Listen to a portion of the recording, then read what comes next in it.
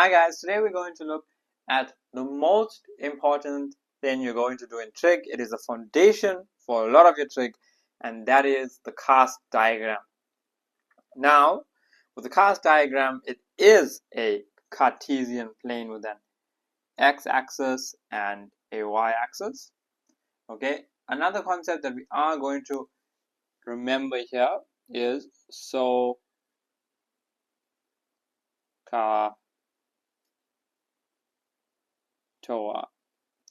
And that's that sine is your opposite over your hypotenuse, cos is your adjacent over your hypotenuse, and tan is your opposite over adjacent. So what they did with this Cartesian plane is they said, let us draw some triangles. So we have a triangle here, okay, and they're going to be 90-degree triangles,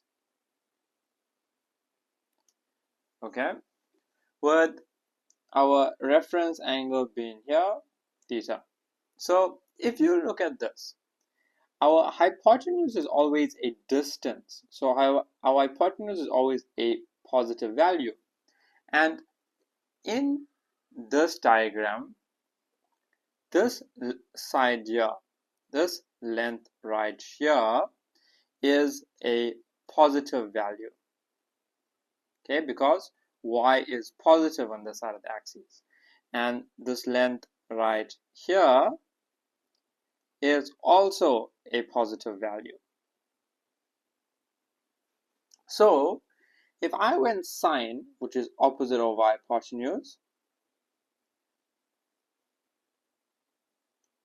I'll get my opposite, which is here. So this is going to be my opposite. This is going to be my adjacent. This is going to be my hypotenuse. Sine theta will be a positive number over a positive number. And if you go and use this process for tan theta, and you go and use this process for cos theta, you'd see that all of them are positive values. I'll have a positive opposite over a positive adjacent, and I'll have a positive adjacent over a positive hypotenuse. But let's go and look in this quadrant right here. And in this quadrant right here, what's different is the y-axis is now a negative. So we put our 90-degree here.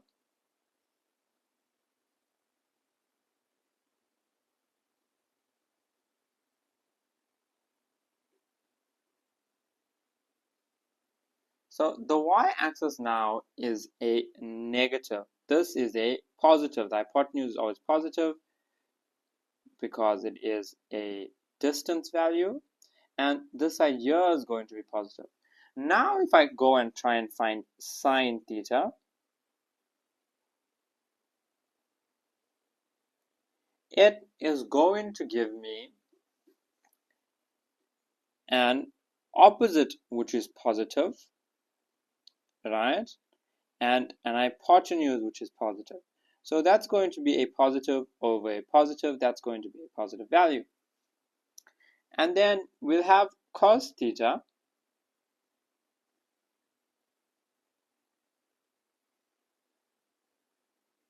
will give me my adjacent over my hypotenuse, which will give me a negative over a positive.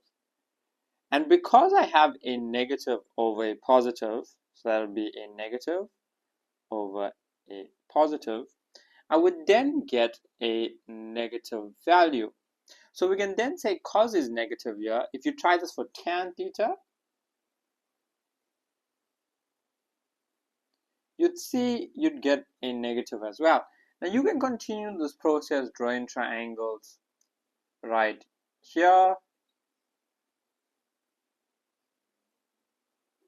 with a 90-degree here,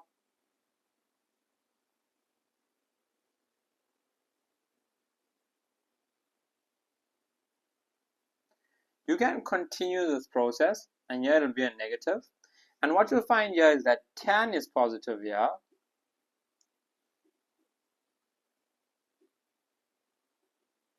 is a positive, cos theta is a negative, and sine theta is a negative.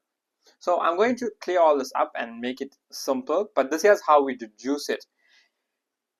A lot of you guys want to do really well in sections in maths, and you're just trying to get the answer, but that's not going to help you in the long run. If you can understand this theory really well and it really resonates and sinks in with you, you are going to be able to do the sums that we're going to look at later on. You'll be able to do all of these, right? But the struggle comes in when you don't understand this cast diagram. So let's go and summarize our new findings. Now that we understand that in each quadrant certain trigonometric ratios would be positive and negative, let's add in the angle. So we're going to start on this line right here. This is our baseline, and we're going to move counterclockwise from this line. So we go from here all the way to here. That would be 90 degrees. Okay, and if we move a further from there all the way to here, that would be from that baseline 180 degrees, and then from here to here, that would be 270 degrees, and from here to here, that would then be 360 degrees. So at each of these points at the top, we can say this right here is at 90 degrees, this right here is at 180 degrees, this right here is at 270 degrees, and this right here, when you come back around, is 360, because you're moving counterclockwise from that line. Therefore, any angle falling in here will fall in between 0 to 90 degrees. From here, it's going to be from 90 degrees to 180 degrees. And from here, it's going to be from 180 degrees excuse me, to 270 degrees. From here, it will be from 270 degrees to 360 degrees. Okay, now that we understand that part of our diagram, we can then move on to the next part. So when we're working with trig, they always want us to convert angles into acute angles, and that's why we're going to use this cast diagram in order to do that. So if an angle appears from 0 to 90, then it is already an acute angle, and we say it is theta. If an angle is in the second quadrant, so this is Q1, this is Q2, this is Q3, and this is Q4. If an angle is in the second quadrant, if we want to make it an acute angle, we do 180 degrees minus theta. Here we do 180 degrees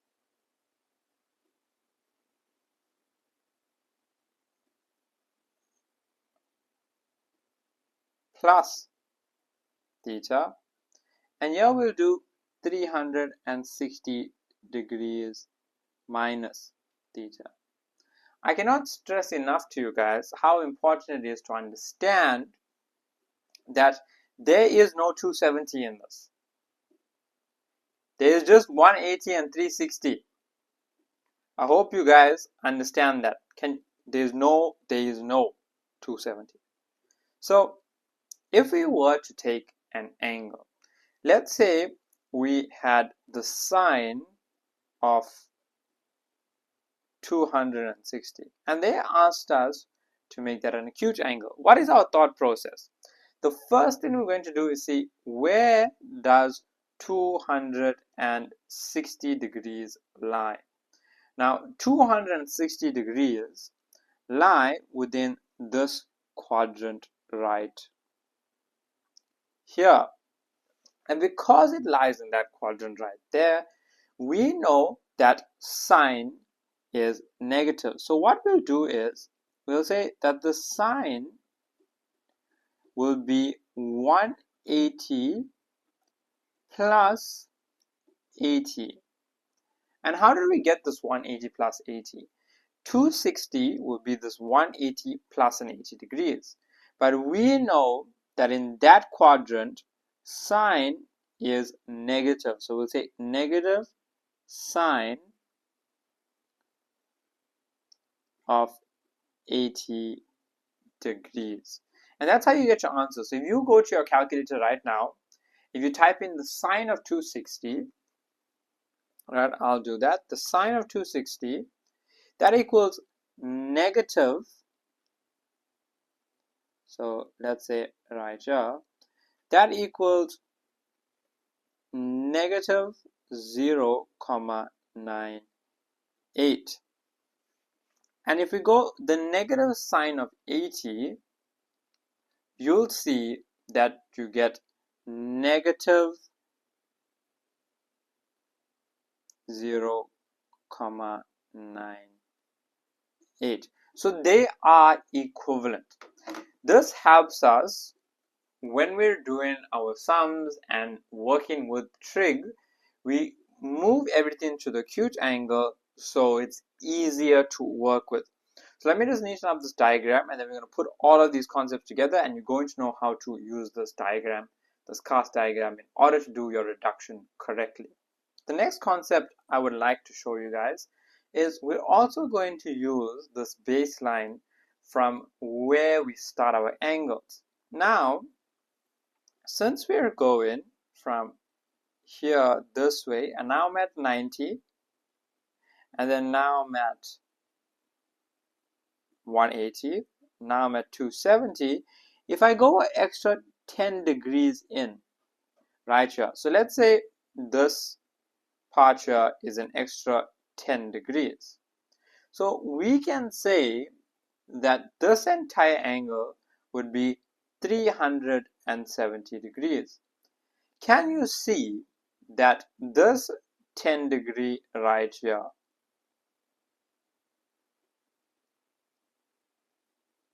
this 10 degree right here is the same as 370 degrees. So what we can know from that is if I get any angle, let's say I get the angle 1000. So if I had the sine of 1000, I can subtract 360 from it and it would still be the same.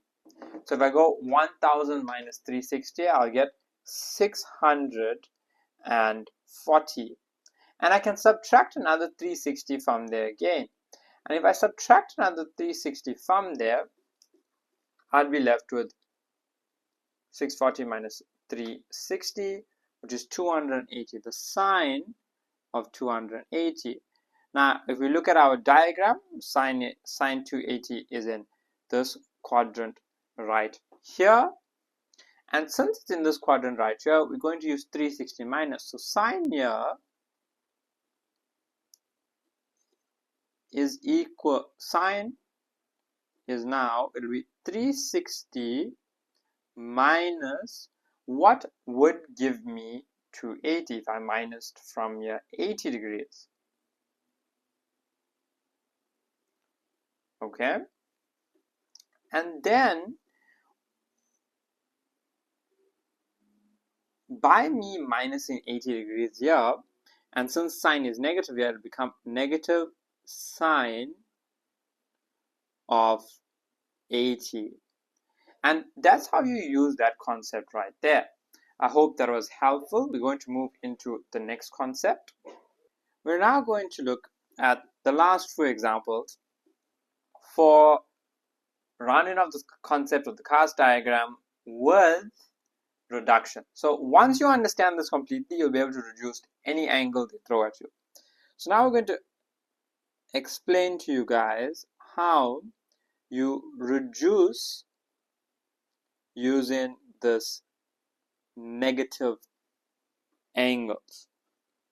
So if I had an angle that was, let's say, let me just move this right here. If I had an angle that was, let's say, negative,